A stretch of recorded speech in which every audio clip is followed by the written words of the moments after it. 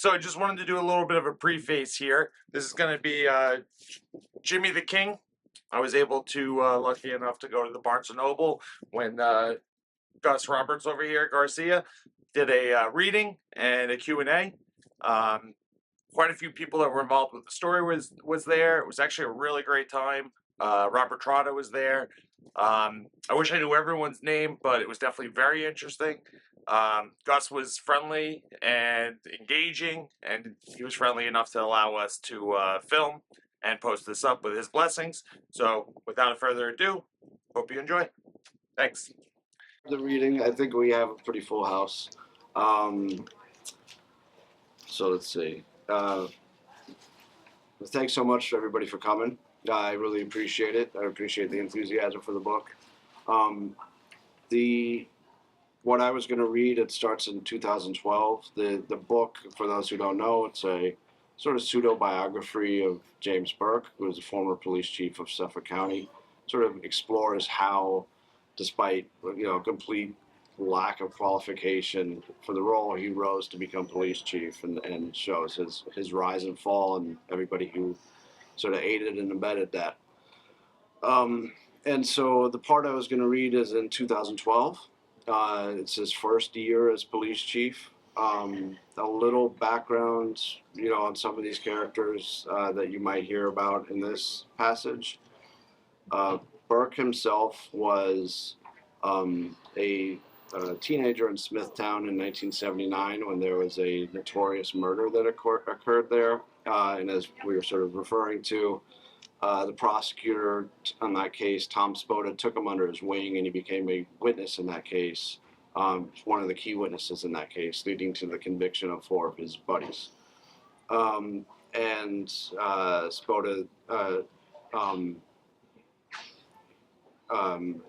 So then Tom Spoda then was elected DA with Jimmy Burke's help, and some other characters in here. There's somebody named Robert Trotta. He's a detective with the Federal Task Force who Spoda and Jimmy Burke perceived as a threat. There's Jim Hickey, who was Jimmy Burke's right-hand lieutenant. Sammy Panchel, who was sort of a tech consultant for Jimmy Burke, and he did jobs including putting a GPS on the deputy police commissioner's car because Jimmy Burke wanted to spy on her. And John Rodriguez, who was one of Burke's closest and most loyal associates in the department. Detectives John Oliva and Willie Maldonado spent the Friday before Labor Day weekend in a Yap-Hank interrogation room across from a slight Salvadorian teenager nicknamed Unico. Without his frequently worn .25 caliber handgun, the kid was just a broken 120-pound boy still waiting on a pubescent growth spurt. The 2 cops studied the kid. It was always interesting to watch the eyes of a suspect to see the moment they realized they were going to grow old or maybe even die in prison. Investigating MS-13 in Long Island was different than pursuing other organized crime factions. There was no head of the snake to cut off, or strategic lulls of peace between periods of violence. The Don, as far as a low-level soldier like Unico was concerned, was often only another Brentwood teenager with a machete hidden from his mom under his mattress. A clique could be crippled by running out of ammo for their lone shared 9mm. The planning of a murder might consist of the seconds it took to register the wrong color or tattoo on a victim. But that disorganization and senselessness just served to make the gang more deadly and impossible to stamp out. Oliva and Maldonado, the top investigators of the gang in a suburban county that had become its American epicenter, could only hope to keep the body count under control by locking up killers as soon as they surfaced. It was like bailing out an overflowing bathtub with the spigot still going full blast. But the detectives were more successful locally than anybody before them. Oliva in particular was Suffolk County's reigning MS-13 pursuer, having been at it for more than a decade. In 1999, the risk associated with gang policing was driven home when an MS-13 member Oliva was interrogating began calmly reciting details of the cop's life, including the speed bump near his home where he had to slow down to 10 to 15 miles per hour. That was the perfect place, the suspect explained, for an MS-13 member to consummate the terminate on sight order that the gang had out on Oliva and his previous partner. The gang called Oliva the Cuban, and his determination to investigate them despite a shared Latin heritage contributed to their hatred. Oliva's bosses offered to remove him from the assignment, but he refused. The department gave him a glowing red panic button to keep at home, which only freaked out his wife and kids more. Oliva and his partner were written up in the New York Times for the contract on their heads, and the department brass expressed fierce pride. I would like to think of them as two who exemplify the best of what we have, then Commissioner Gallagher enthused to the Times. Oliva felt that he had found his career's calling in going after the Salvadoran gang in Long Island. His new partner, Maldonado, was a genial, seasoned investigator. Since 2010, they had been members of the Long Island Gang Task Force, in which local law enforcement agencies joined with the FBI to share intel and plan takedowns of gang members. They grew chummy with their federal colleagues. Maldonado, a comically massive man with a gentle nature, impersonated the stiffness of the FBI agents to their faces by walking around like a penguin. But past the jokes, the teamwork between the county and federal agencies was enormously effective and an actual success story of intelligence-led policing, not just a PowerPoint. In less than 2 years, Oliva and Maldonado had helped lock up 27 gang members linked to a dozen murders, including the one Unico was about to clear for them.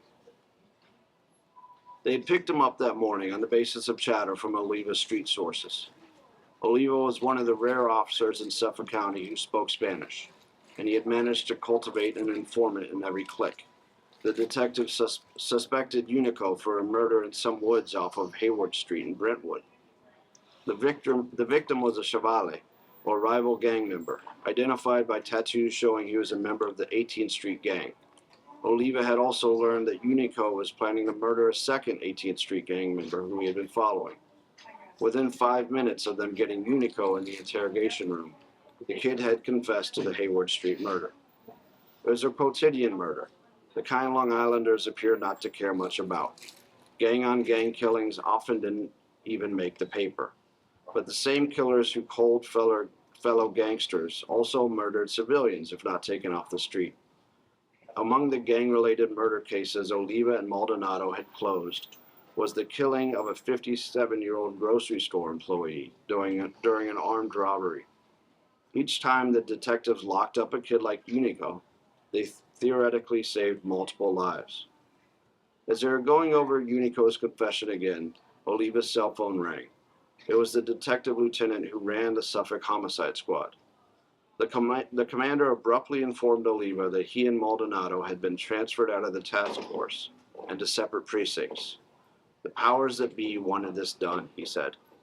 He was calling from one floor above them in the police HQ building, and Oliva demanded that they meet in person. They argued that this was more important than their own jobs. This was about fighting the worst kinds of crime. Maldonado may have been a gentle giant, but he didn't suffer bullshit kindly. Why are we being penalized and punished for solving over a dozen murders, he demanded. Oliva cut in, anger seeping into his sonorous voice. Did anybody go to bat for us? Oliva said the boss didn't respond, but the pained look on his face sent a message. If I go to bat for you, I'm going to be walking a footpost. Similar conversations were happening throughout the department between some of Suffolk's most skilled investigators and their bosses. Burke had also gotten Rob Trotta yanked out of the gang task force, where he had been working mostly drug cases. Other Suffolk cops were removed from task forces partnered with the DEA and the ATF. Trotta returned from testifying in a money laundering case in Costa Rica to learn that he had been transferred. In his new precinct, his first job was investigating the theft of copper pipes from abandoned homes. Trotta has an oblivious manner, but it's a false impression. In reality, he was well aware of the danger of his situation. He was seemingly inoculated against filtering his true feelings, and trapped in a department ruled by a vindictive boss who hated him. It seemed only a matter of time before those two factors detonated. So in order to save himself, Trotta began plotting his retirement, including ruminating on a nice sleepy second career for after he put in his papers, such as politics. As for Oliva, he left the assignment that he felt was his calling for the 5th Precinct, where a gumball machine had gone missing from a truck. But unlike Trotta, Oliva considered himself nowhere near retirement, and he wouldn't let go of the gang work. He was still constantly on the phone with his former federal partners, sharing his intel on MS-13 targets, while the feds attempted to convince Burke to change his mind about the reassignments. Oliva felt sure that the reassignment was another example of the well-documented apathy toward Hispanic crime victims in Suffolk County. It's hard to imagine this going down the same way if the task force had been investigating murders of young white men in St. James, Smithtown, or Sayville. It's almost like they're whacking another gang member, or they're whacking an illegal guy, Oliva said, and nobody really gave a fuck. After getting pulled off gangs, Oliva wasn't terribly invested in his new post. I didn't solve it, by the way, Oliva later admitted of his first case in the 5th. It's an unsolved bubblegum machine. Jimmy Burke floated a few different justifications for the task force removals, one for every mood. A classic was that Jimmy, fiscal hawk, was cutting costs by keeping cops on needed departmental posts. Another was that Jimmy, a scrupulous manager, had learned that Oliva and Maldonado were responsible for an informant being killed, which the detectives denied.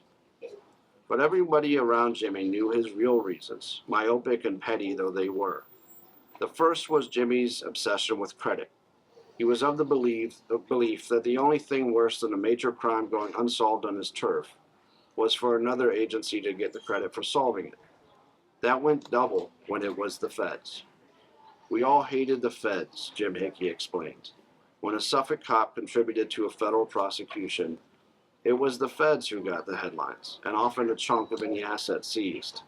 And the feds were the only major enemy that Jimmy hadn't either ousted or put firmly under his control. One of Jimmy's favorite tricks was planting spies in rival shops. He feared that by giving some of his top investigators to the feds, he was potentially turning them into spies against his own department.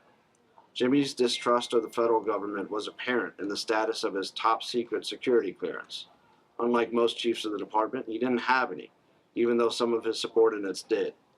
It would have been a hard sell for the feds to give him the clearance anyway, considering his background, and the last thing Jimmy wanted was the feds undertaking the extensive investigation of his life that they required before granting access to closely held secrets. So in regard to his cops being in task forces, it seemed unfathomable to Jimmy that in fact the feds were not actually interested in him at the moment, but in busting MS-13 gang members. Jimmy railed against the Suffolk cops who, by simply doing their assigned jobs well, he perceived as dangerously consorting with the enemy. That they had become federalized, Jim Hickey later said in summarizing the administration's view of Oliva, Trotta, and the rest. That they have no loyalty to the police department. That they are just loyal to the feds, who we hate, said John Rodriguez of Burke.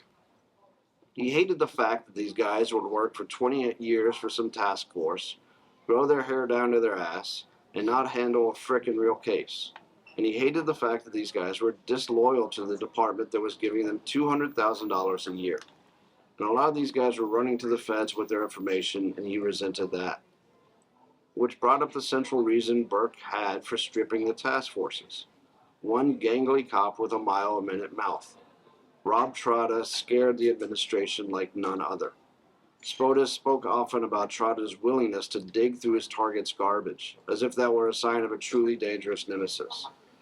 Removing the cops from the task force was a way to get rid of Trotta, Hickey said. This was an opportunity, and it would lessen Trotta's federal power base with his Fed friends. The move was incredibly cynical. Removing half a dozen cops from life and death investigative postings, where they are thriving, just to cover for detaching one of them from his federal handlers. Even more than that, it was brazen. Lots of county cop bosses hated the feds. Few of them tried to do anything about it. Shortly after Burke made his decision to gut the task forces, the feds demanded a meeting. There were a lot of dark suits streaming into Yaphank that day as the feds brought in a delegation to plead with Burke to change his mind. Leading them were Nicole Bachman, the no-bullshit chief federal prosecutor for Long Island, and John Durham, or deputy who had directly overseen cases made by Oliva, Maldonado, and Trotta. On the other side of the table, Burke, Hickey, Madigan, and more top Suffolk cops. The Fed side made its case that they wanted to at least retain Oliva, as he was essential to active murder investigations. But Burke, as Hickey described it, was unmovable, not open for compromise. After the meeting, Hickey saw an unnerved Jimmy for the first time. I have a terrible foreboding feeling that the feds are going to come after me, he confided. Hickey tried to assuage his boss that he hadn't done anything wrong. But there was a funny thing about Jimmy. Even when he was rattled, he had only one strategy: escalate. He had tried to boot the feds from one of the two biggest criminal matters in the county, the pursuit of MS-13, and caught blowback. So, of course, in December 2012, he cut out the feds from the other enormous case. Nearly every high-profile unsolved serial killing in America gets scrutinized by the FBI's Behavioral Analysis Unit. In December 2012, an agent from the unit had agreed to visit Suffolk's homicide squad to prepare a confidential report profiling the killer or killers of the victims on Ocean Parkway. Instead, the detectives working the case were forced to make a sheepish phone call to the FBI profiler and tell him not to bother coming out to Long Island. On Burke and Spoda's orders, he wasn't welcome. Among the perks of life as chief was the take-home car, a gargantuan black GMC Yukon. Jimmy could have easily finagled a full-time cop chauffeur, but he liked driving. It was one of his favorite times to drink. Being chief was a blur of schmooze-heavy events, get-togethers for the Irish cop frat called the Emerald Society, St. Paddy's Day parades in the city, cigar parties, award ceremonies, speaking engagements, and multi-department training sessions. Jimmy loved it all. About the only thing he used his work email for was RSVPs. When a police administrator asked him if he wanted to handle a couple of symposiums on street encounters, Jimmy responded, "Does Charlie Daniels play a mean fiddle?" On the night of December 13th, 2012, less than a year into being chief, Jimmy drove the Yukon home from a bar in Hauppauge where he had spent hours drinking. Jimmy had just gotten back from 3 weeks in Turks and Caicos the day before, and the night out had further fried Jimmy's already sun-addled brain. Later, he'd have to ask his buddy Sammy Pancho, who tailed him to make sure he got home safe, what they did that night. Jimmy and Sammy bonded over more than just spying on top governmental brass. They both had a Tony Soprano-esque affinity for cigars. Jimmy went nowhere without his portable humidor, and he relied on cigars as the barometer of a man's trustworthiness. If you claimed to like him, and Jimmy spotted you smoking a stogie he deemed shitty, he'd shun you forever as a poser. But he respected Sammy as his equal in terms of cigar knowledge. The tech cop had given him a box of pricey cigars as a Christmas present that night. Undercrown, the cigars were called, by the Costa Rican company Liga Privada, or Private Blend. Jimmy had stuffed the box into a police athletic league bag where he kept his own private arsenal of personal items. Burke had, since his Loretta Rickenbacker days, traveled with a party bag when he went to see girlfriends. And the next day he had a flight to West Palm Beach, where he planned to spend a long weekend with the wealthy widow of the real estate mogul he had met at the pro-Israel comp event. After tucking Sammy's gift among the dildos, he tossed the bag into the roomy back seats of the Yukon. Jimmy said his goodbyes to Sammy and stumbled into the house on Samus Street in Smithtown. In his drunkenness, he forgot to lock the Yukon, but not having to care about such details was another perk of being the boss. Who would steal from the police chief?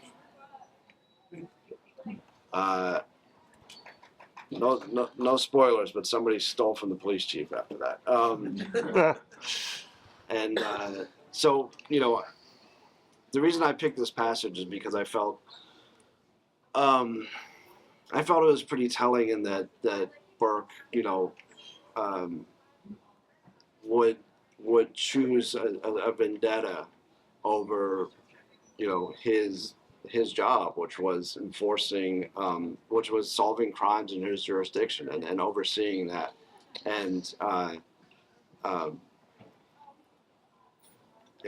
the matters which were before him and which were sort of inflicting this county were so severe, which was one of them was MS-13 murders, and the other was the Gilgo serial killings. And so, since this book has been published, I've gotten a lot of questions, and I expect I'll probably get one or two today about sort of, do I think that Jimmy Burke had a role in the Gilgo killings? And the reason for the suspicion of that is there's a few of them, but one is that he had a documented history with sex workers as a young cop, and he had made this kind of inexplicable move to not allow the FBI to investigate the killings. And he also had a history of sort of knowledge of that area. And I don't, just to answer preemptively, I don't sort of know the answer to that question, whether or not he had any role, whether or not he was sort of trying to cover up for somebody or for himself. I know that there's no sort of hard evidence that but the reason I chose this passage is because I think it speaks to something sort of more broader about his rise in his career, which is that he and others who were involved in law enforcement in Suffolk County sort of had this self-interested focus where they would allow, some of the biggest cases that involved literal matters of life and death to either stagnate, or they would actively sabotage them for their own vindictive and petty reasons. And so that's a thread that runs through the whole book. That's a thread that runs through when Burke was a teenager, and when he was recruited by Tom Spoda to be an informant in the case, in the case of a murder of a 13-year-old boy in Smithtown. And what you see in that case is Burke sort of becoming like the super glue in this kind of troubled prosecution that continues, that sort of unravels the deeper you look into the evidence against these four kids who were Burke's friends, who he snitched on. Burke is the guy who emerges as Tom Spoda's kind of I think I used the phrase "switch army snitch" in the book, where whoever is the defendant, he has the perfect testimony for that kid, and that includes, sometimes in one trial he'll say that one of the defendants said something in a certain place that incriminated themselves. In another trial, he'll say that another defendant said the exact same thing in the same place. So there's inconsistencies riddled throughout it, and so what you see throughout the sort of story of James Burke, and to an extent Tom Spoda, who was his mentor throughout his career, is a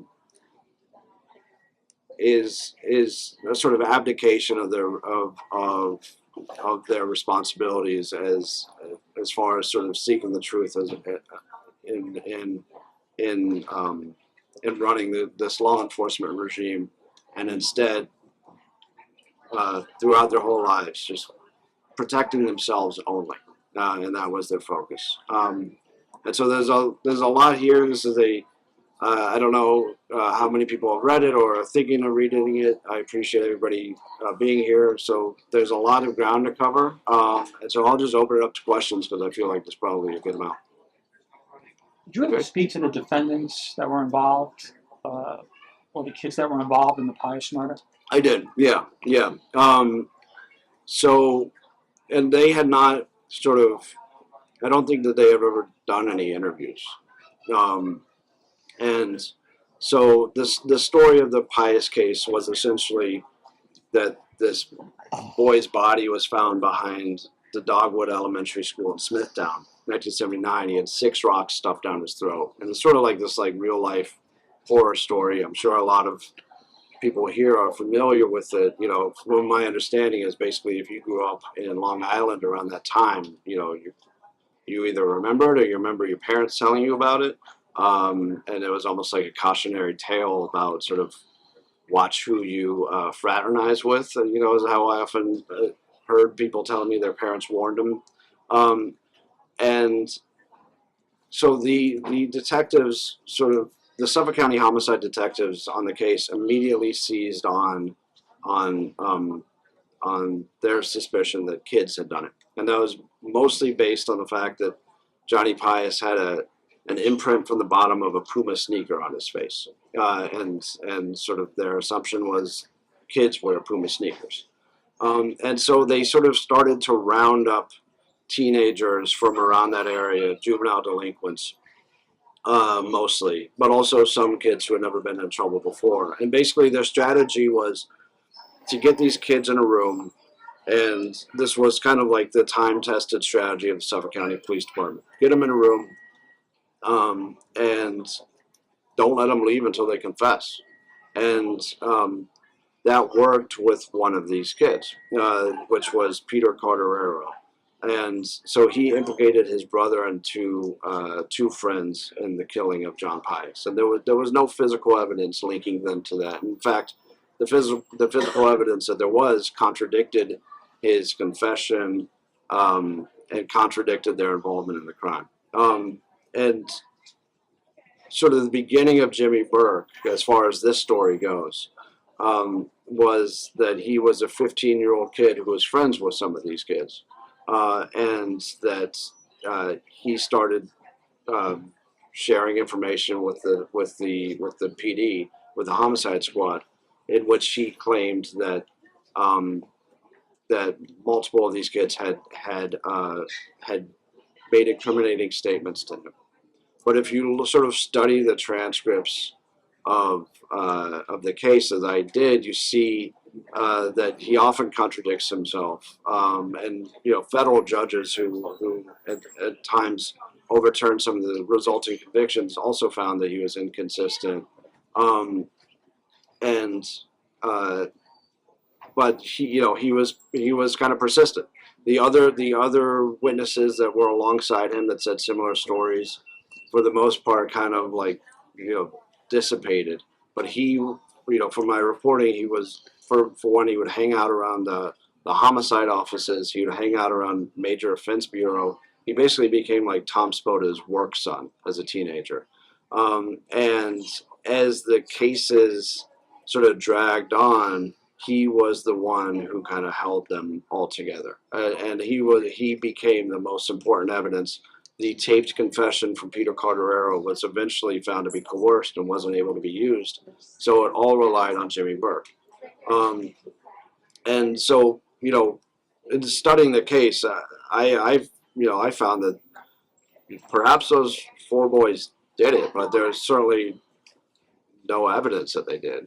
That I saw. Do they claim to this day that they didn't do it? Yes, and so the issue with two of them is that two of them, after serving significant time in prison and then getting their convictions overturned, the DA's office then offered them basically a way to avoid being retried, which for both of them was accepting pleas to lesser convictions that would have given them essentially time served, or at least that was what was promised.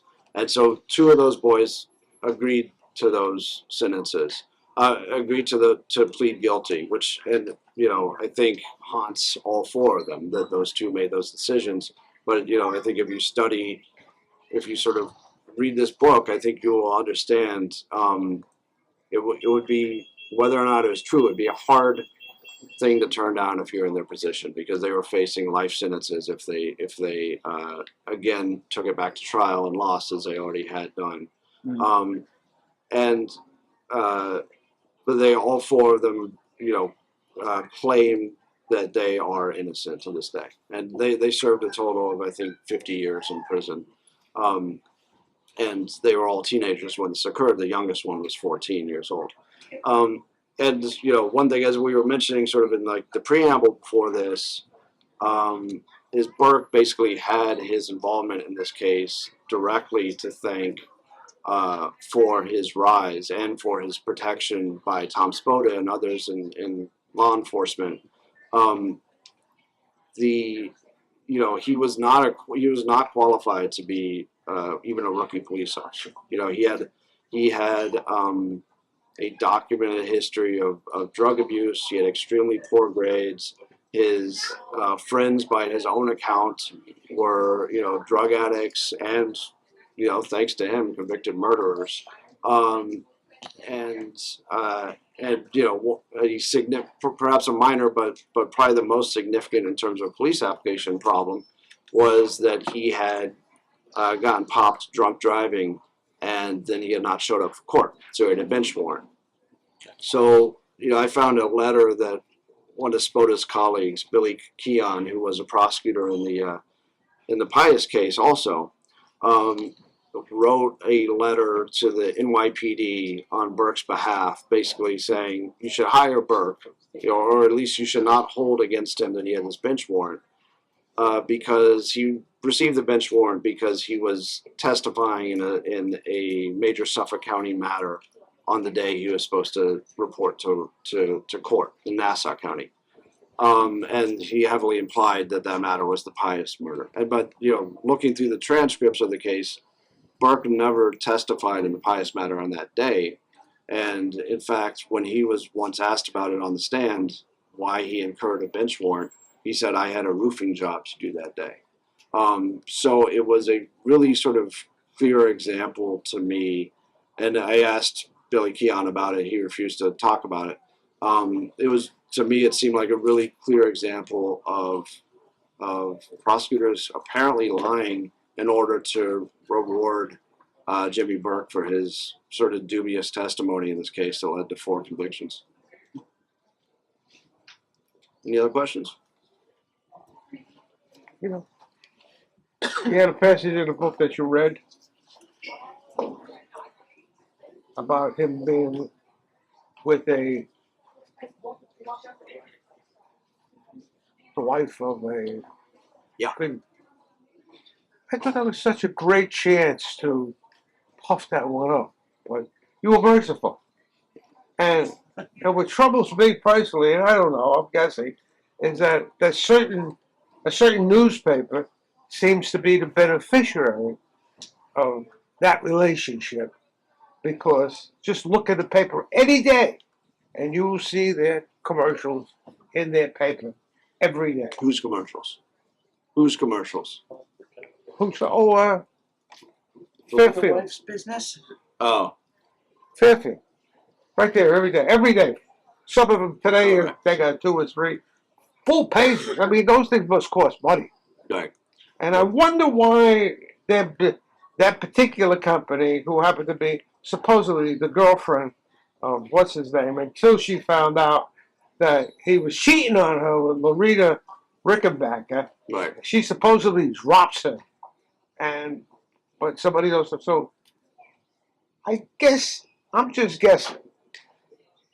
If a certain company is spending a lot of money with you, I mean a lot of money, which probably seems to be the only advertiser left. Are you going to write a story about the owner of the company? So I think what Pete's talking about, I referred to it here. Yes, I know. The moguls. It was I forget what business he was in. Was it real estate? Right, real estate. Right.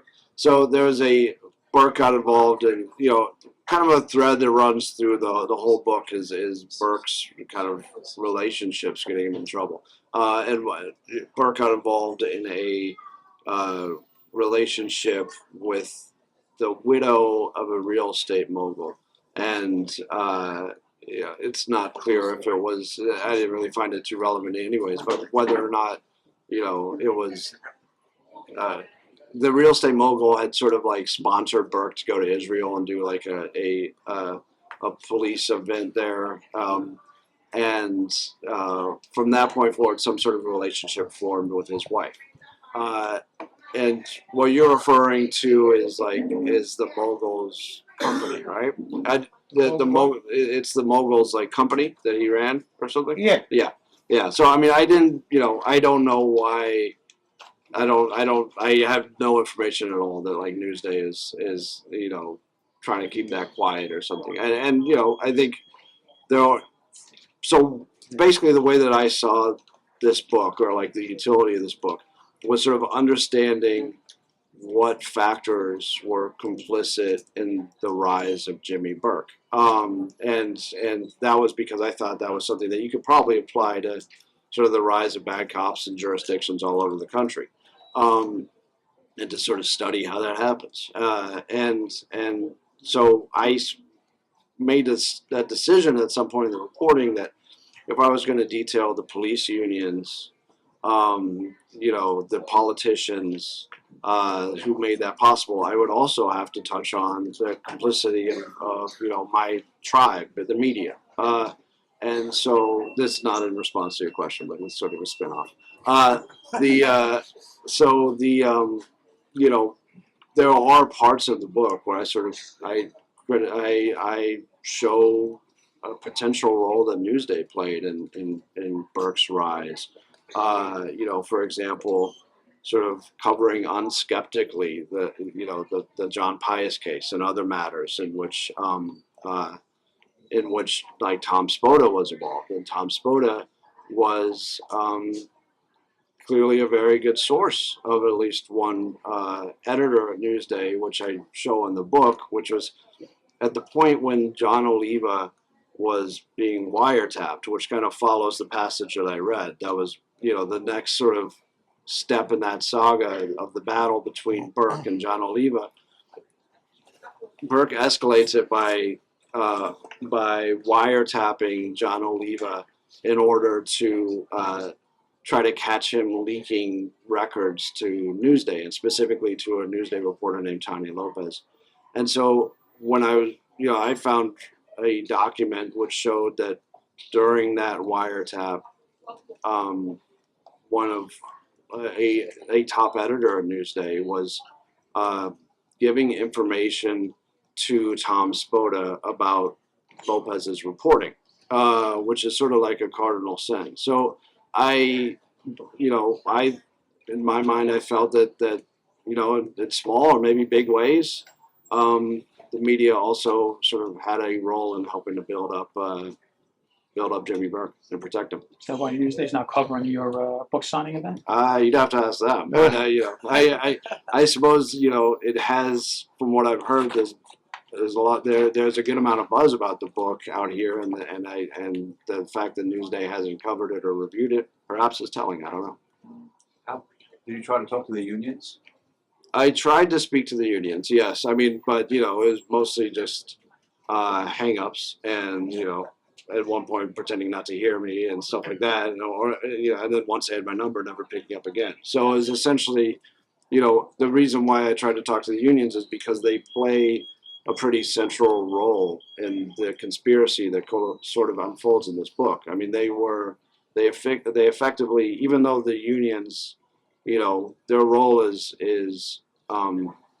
representing their members, obviously, which is, in the detective association, it's detectives, for example.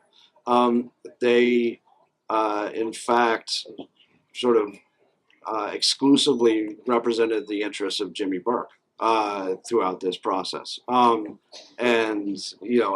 at times that meant helping him crush enemies such as their members, like Detective John Oliva. And so, like, there was, it was made very explicit by my reporting in this book, was a lot of which drew from the eventual federal trial of Tom Spoda and his top aide, Chris McPartland. It was made very explicit sort of how involved in the conspiracy they were, and that the conspiracy was basically covering up the fact that Jimmy Burke had beaten Christopher Loeb, a heroin addict in Smithtown, after stealing his duffel bag with sex toys in it.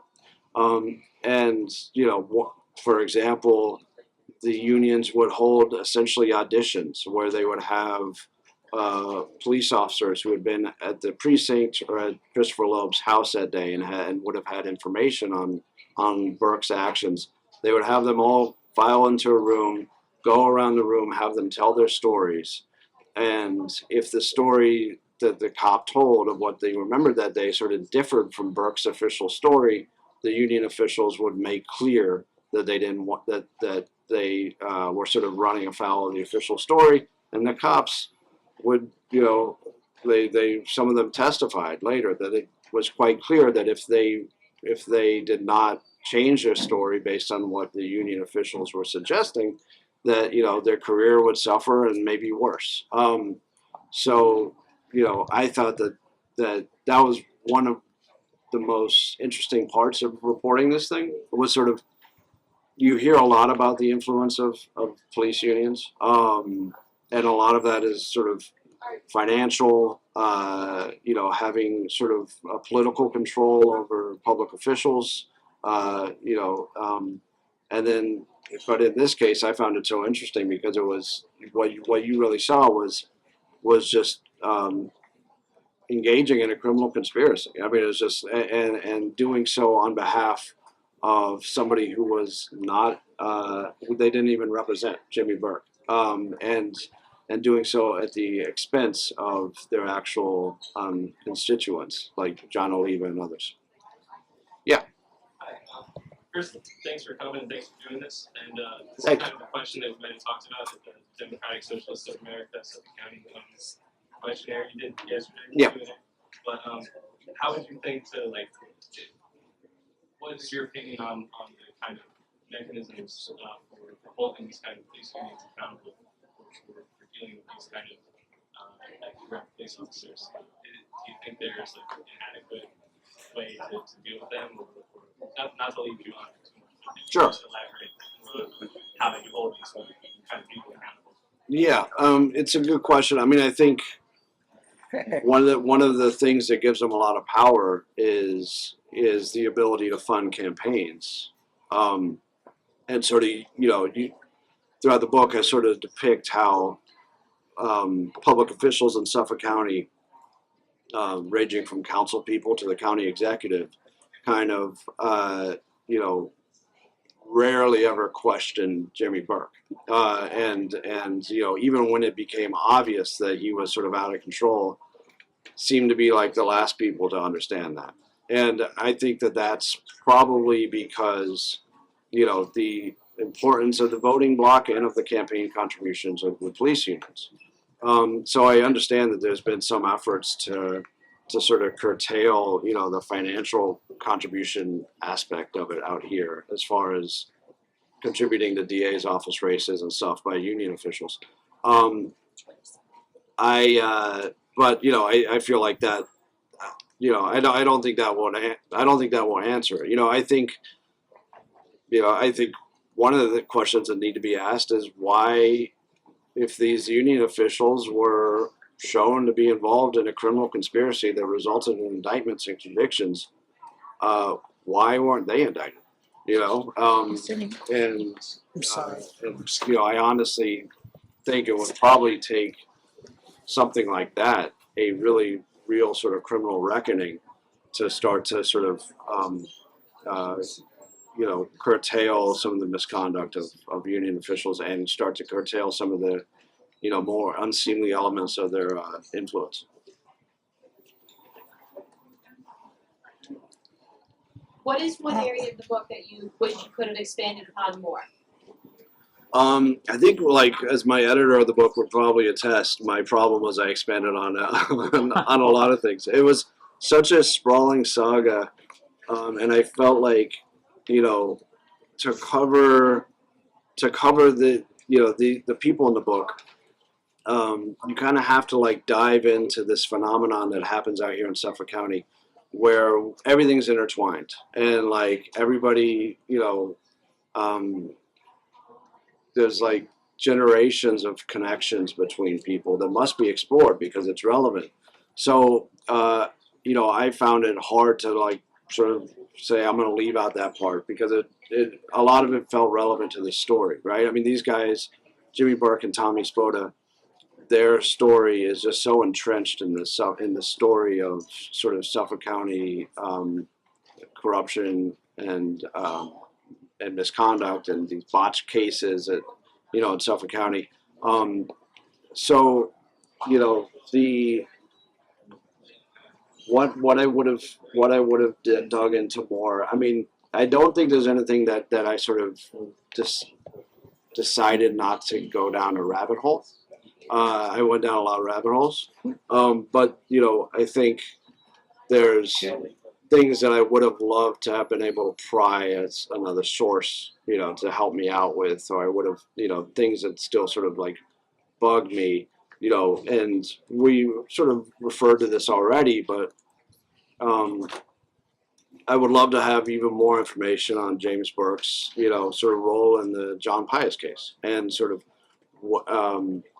where was he that day that John Pius was murdered. And I'm not suggesting that he was involved, but when you look, through the records involved of the case, Suffolk County homicide cops kind of had this policy of not memorializing any reports that kind of contradicted their official case. So there's a dearth of documentation as to how did they find Jimmy Burke? How did he emerge? Where was he that day? And then also how did his and Tom Spoda's relationship sort of like sprout? And for to answer those, you would need somebody who's extremely close to Jimmy Burke back then, and Tom Spoda back then. And even I interviewed a lot of people that were close to them, but none of them sort of could answer some of these questions that perhaps could only be answered by Burke and Spoda themselves, and they would not speak to me. But I would love to. That's something I would love to know more about. Would you be interested in writing a sequel if you did get all that information? I don't know if it would be like a new book, but I would certainly write something about it. Yes, I would definitely write at least an article about it, or maybe add it to this. Yeah. And there was one of like my greatest finds as one of my greatest moments as a reporter while writing this book was I got via a public records request, which took years from the DA's office, a meeting between Spoda and Burke when Burke was 15 and Spoda was a prosecutor or maybe he was like 16 by the time of the video was taken, and Spoda was the prosecutor on the case, and it shows them sort of meeting in a DA's office and shaking hands, and they clearly already know each other, and Jimmy Burke sort of starts to tell this story that is then sort of vastly contradicted by other testimony in the case. And it was this really kind of telling moment, I thought, of like this early meeting between them, where he didn't really have a story straight yet, and it also kind of was just from a character perspective, it was a really interesting get for me, because in the end, one man ended up bringing up the other one, and they had a symbiotic relationship where they both came to become the most powerful people in their fiefdom, and then they ended up sort of destroying each other as well. So it's a pretty fascinating relationship between them. For your information, consensus of some opinion is that Spoda had nothing to do with Jimmy Burke being chief of the bar. Last thing he wanted. Of course, if he knew anything, he knew that leaving Jimmy Burke to his own devices would be destruction. In fact, when they named him chief of the department, just a funny story, when they named him chief of the department, one of your preeminent editors at your former paper Newsday called me up, and I saw him just released. He's going to be chief of the department. I feel bad for you. You must be beside yourself. And I said, obviously you don't know that much about me, do you? I plot like them. I said, this pleases me to go ahead, because by him being chief of the department, he's going down. Yeah. He's going down. And Spoda didn't want that idea because he knew he couldn't control him. Yeah. That's why he had guys like Palumbo and That's right. everybody Yeah. hanging out near him, watching him, so he wouldn't screw up. And as soon as he got the opportunity, he did it. I think that's true. I mean, I think that Burke was forever plotting his ascent. I think at one point he thought about being commissioner, but then he sort of realized being commissioner would be a pay cut compared to chief. So then he set his targets on chief instead.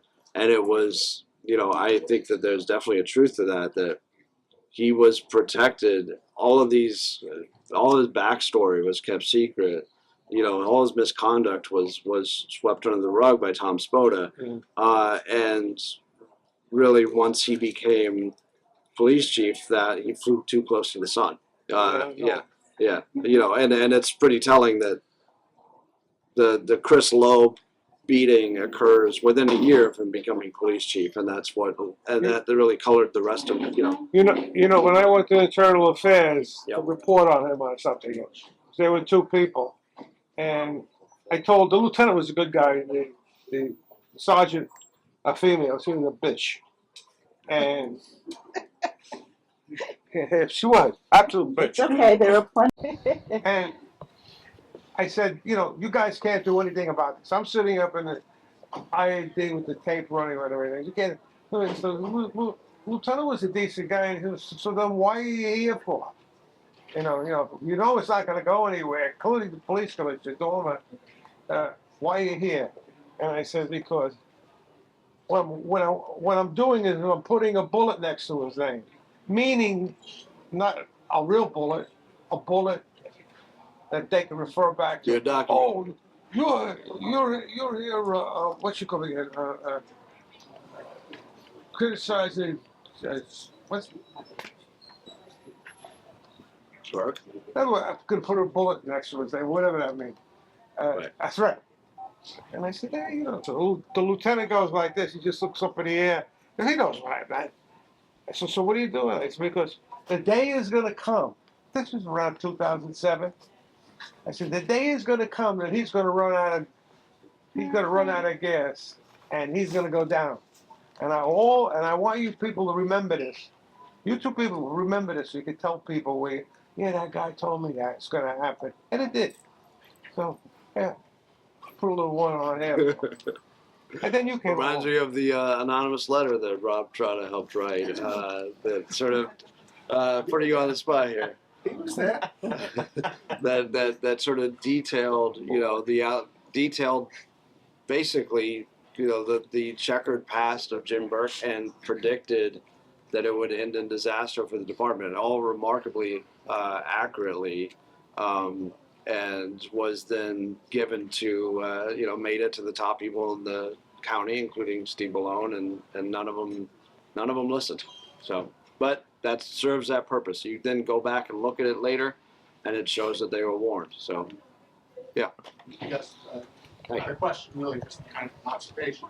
I moved to Smithtown in 1979 in March, and Pius was murdered in April, and I went on the job in September of '70. This book just kind of brought back so many, as I'm reading this headline and that headline, it brought it back to me. And even though I was in the middle of a lot of this, it's like being in a war. You're not really seeing it from the top. The book really brought it all together. I thought it did a great job. But, thinking about internal affairs, I got recruited to go there as a sergeant. And the thing that was told to me, you'll be doing reports, the chiefs get to know you, and this, that, it's good for your career, and all that stuff. Okay. Then it didn't take long to realize you would get a report. Maybe it was a lawsuit or something. And you go, this can't be true. This guy couldn't have done all this. You start looking into it, and you go, wow, he did a lot of this stuff. You go, he's going to be in big trouble. Then before you know it, he's not in trouble. You're in trouble.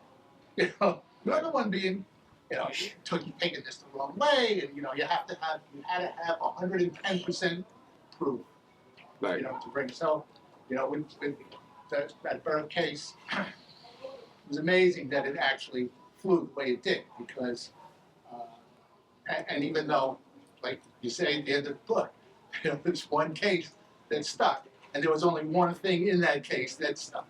Right. And it turned out that, that was a little thorn in his side that lasted. But bosses and unions, they really got together. And I had a boss tell me one time, it's easy for you to say this is what the department should do, and that, but the deputy commissioner, he's the one that's going to get booted if you go up against the unions too hard. Right. And you think about it like that. The guy's going to put his career in. Because they got a lot of influence, even as far as when you could talk to a police officer. It's nice when you watch TV and you see IA guys come and they scoop the guy off the street and they're grilling him and this and that. It doesn't work. Yeah. Make an appointment with his lawyer. He comes in with his lawyer and his union rep. Tom knows. And you pretty much, if he doesn't want to talk to you that day, you make a new appointment. Or if you ask him a question that he doesn't quite know the answer to, he gets to take a break and huddle up and come back. It's really, really amazing. But He just summed up the whole thing. Yeah. the 58 law, I mean, we used to sit there sometimes and go, if the public saw this, Yeah. it would be on. Yeah. And it was a shield. Yeah, I want to respond to that. And can I say who you are? Yes. So this is Vince Basilico. He's one of the characters in the book. And he was one of the. Glasses. Yeah, I think I said Same you. glasses. I think I said you resembled an art critic or Yeah, something. that'll come to He was one of the IAB investigators who handled Burke's case, and then he sort of played a very pivotal role in this whole saga by giving Tanya Lopez, a Newsday reporter, a copy of the IAB report years later. And so what you're describing, it sounds like, is that the top brass of a department has sway over punishment, over the resolution of IAB cases, correct? Oh, yeah. Yeah. So I in my reporting of this book, following the sort of reform of 50A, which came in the wake of the murder of George Floyd, 50A was repealed. I sort of filed like the day after. I filed requests for all of the internal affairs records of a lot of the people in the book, including Burke, and and including Jim Hickey, his sort of right hand. And what the Suffolk County IAB told me was, and I think it's something that almost every department in New York State is doing, is that they were going to give me, and this was, took about a year for me to get this too, but that they were going to give me records pertaining to the cases that had been substantiated. And so, in Burke's case, that was only the Little Rita Rickenbacker case, even though I think he had more than a dozen IAB cases otherwise, and only, the very sort of narrow parts that involved the counts that had been substantiated. Everything else was redacted. Same with Jim Hickey's case. Same with a lot of these other characters. There's one of Burke's sort of favorite detectives. He admitted on the stand that he had beaten 5 or 6 suspects, but I got no documentation concerning him. So either he had never been investigated by IAB or none of those cases had been substantiated. And so my feeling, and it's sort of reinforced by what you said, is that renders any stated 50A reform completely toothless, because what it is, it's disregarding the fact that a Jimmy Burke of the world has the ability to influence IAB under him, and so essentially it's just allowing the Jimmy Burkes of the world to continue to control the narrative that the public receives. The four that were convicted of the pious murder, Yeah. do they believe Burke was involved in that murder? No, they, but basically what they say is that they weren't there, so they don't know. But none of them have like a suspicion that Burke was involved. They say they weren't with Burke that night, so. They knew him though. They did know him, yeah. particularly, a couple of them. One of them was basically one of Burke's closest friends, and then another, was a friend of his, and then a couple others didn't really know him very well at all. But yeah, so they knew of him. Yeah.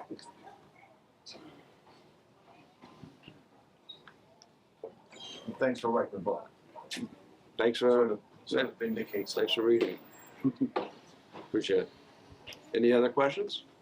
How did you come up with the name of the book? We initially had Copland, which I thought was, pretty good.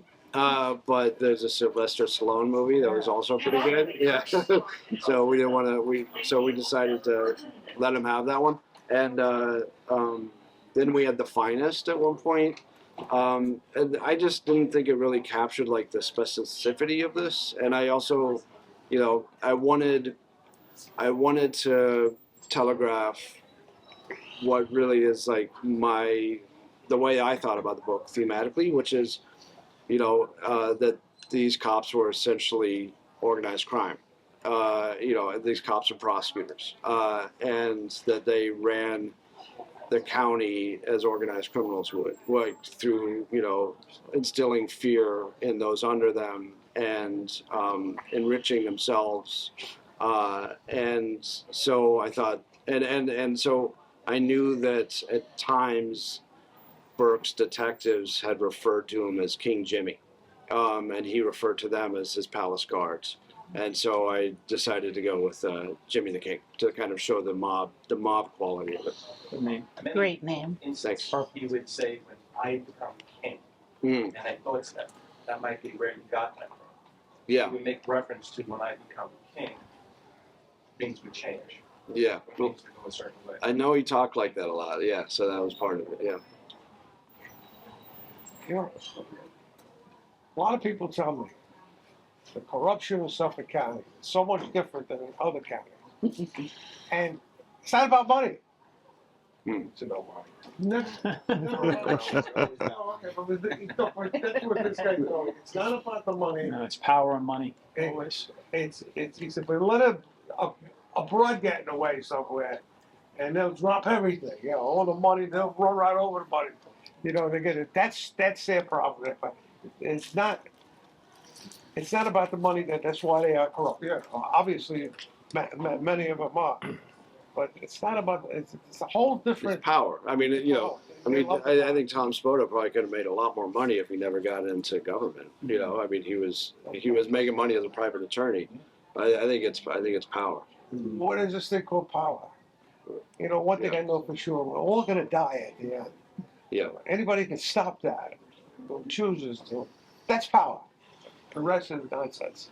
They forget about you.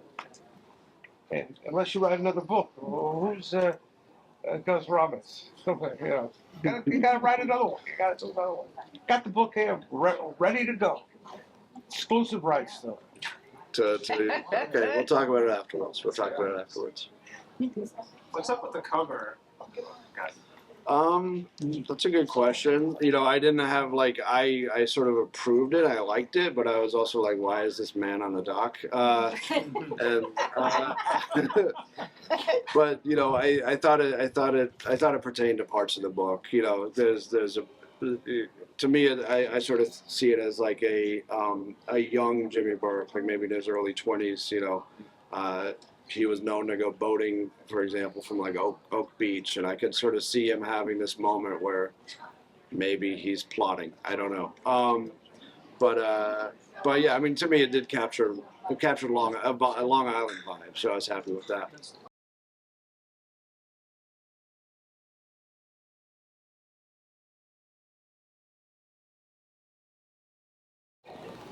Are you Lieutenant SCTD? Who was that who wouldn't speak? Belong. Steve Balone. Oh. Yeah. He told me, Yeah. he was the, his sister told me that she had to quit. She was terrified of it. About 2 weeks earlier. You have any idea? In fact, I think Rob told me who it was at the time. I mean, it means nothing to me what the name was. But for some reason, she was terrified of it. Makes her, she's among a bunch of people that Yeah. who were terrified of him. You talking about terrified of Jimmy Burke or Yeah. yeah. Yeah, there were a lot of people that were terrified of I don't him. know why anybody would be terrified of him for. Somebody should just have killed him. What about the guy who basically helped this come down? The guy who had the old internal affairs report, who Yeah, what about him? shocked everybody. He slid off my seat when he got on the stand. So he should be the, should give him a round of applause, actually. Yeah, really.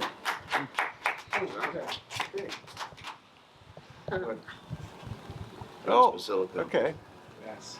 I don't know if you wanted to be outed, but Rob made that decision for you. You know, people were so interested, actually. That was awesome. What's the story behind that? About I what? tell you, it pays, About it pays to Um, be a victim. well, Vince was the one who leaked the internal affairs documents to Tanya. There were that Tanya Lopez at Newsday, which showed that Jimmy Burke had this relationship with Louisa Rickenbacker. And who's that? Well, you know what? Let's save this for, It's a long story. let's save that for after the. I'll do the reading first. I think we're probably. Let's see if anybody else straggles in, and then. By the way, that was awesome in the book. Oh, I'm reading it, and it says he goes out and sees it in the newspaper the next day. That was awesome. By the way, Thanks for coming, by the way. Did you read the audiobook? Is that your voice? No, that's. Oh, okay. Yeah, it's a professional actor. Oh, gotcha. Okay. anybody. You did a good job. Yeah, I didn't get a chance to read. I just had the audiobook Oh, going. Yeah, Working for him. You shopping us around for a movie? that's part of the idea. Yeah. Thanks. I appreciate it.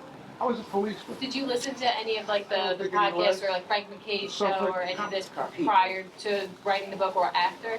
Yeah, I had listened to like Unraveled, and I listened to some of like Frank McKay's interviews and stuff. Yeah, I did.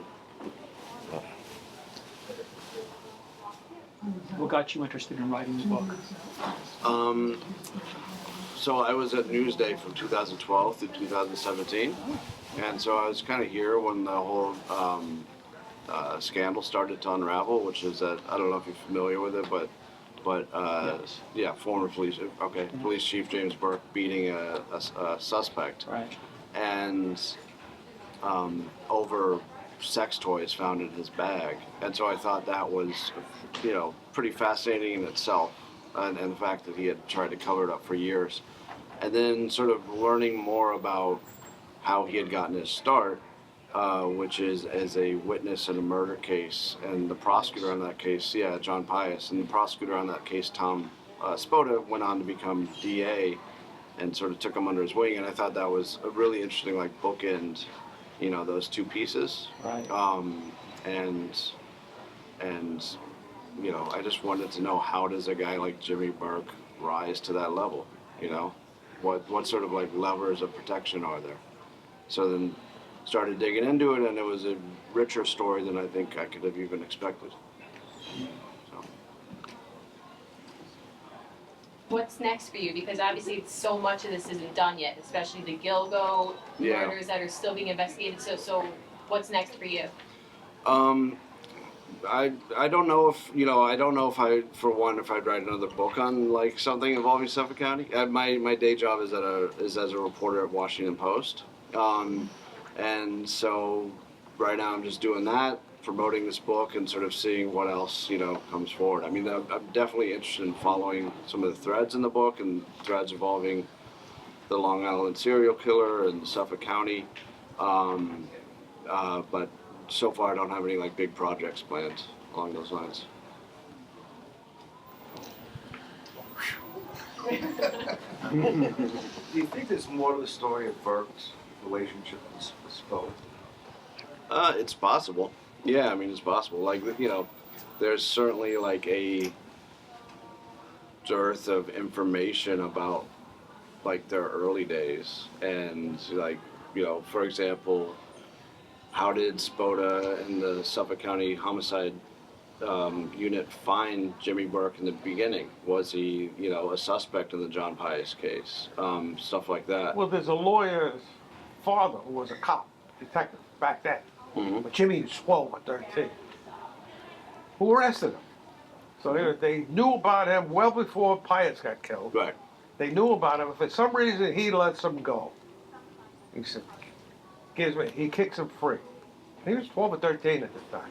And the lawyer, who we know, who came to me and warned me what they were going to do.